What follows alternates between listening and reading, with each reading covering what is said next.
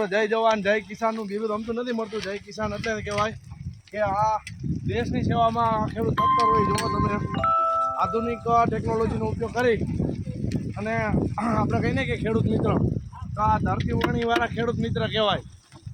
આ ટેકનોલોજી લાવ્યા ને એટલે ખેતીમાં ઘણી સરળતા પડી છે.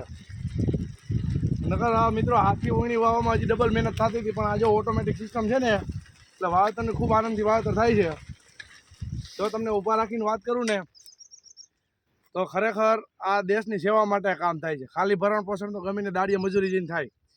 એક દાણાના અનેક દાણા ઉપરવાળો કરશે, પણ એક દાણાને મેકવાવાળો ખેડૂત છે. તો મિત્રો યાદ રાખજો, ખેડૂતના જે કાંઈ બજાર ભાવ હોય ને એમાં તમે કાંઈ ઘાલમેલ ન કરતા. એને જે વસ્તુ હોય અત્યારની તમે જે ગરમી જુઓ, અમારી પરિસ્થિતિ જુઓ. કદુભાઈ આબો આ બાજુ જો, અમારા ભાગ્ય કદુભાઈ છે, આખા પરસેવા નાહી ગયા. હવે એક આપણી કહેવત છે કે સીધી તેને જઈ વરે તે પરસેવે નાય. અમે અત્યારે પરસેવે નાય છીએ, ખાલી અમારા ભરણ પોષણ માટે નહીં.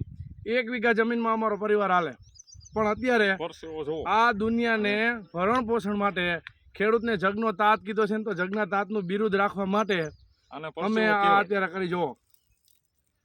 હવે મિત્રો 2 પૈસા જ્યારે બજારમાં ભાવ ડુંગળીના કે મગફળીના કે તેલના વધે ત્યારે તમારું બજેટ ખોરવાઈ જાય છે. આવો એસીવાળા ખેતર વચાર આવો ખ્યાલ આવે કઈ રીતે માલ ઉત્પાદન થાય છે.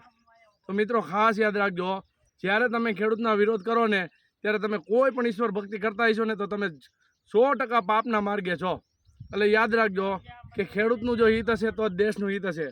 રાષ્ટ્ર હિત ઈચ્છતા હોય ને તો ખેડૂતને મદદ કરજો. જય ગૌ માતા. કૃષ્ણ જાડેજા રાવકી.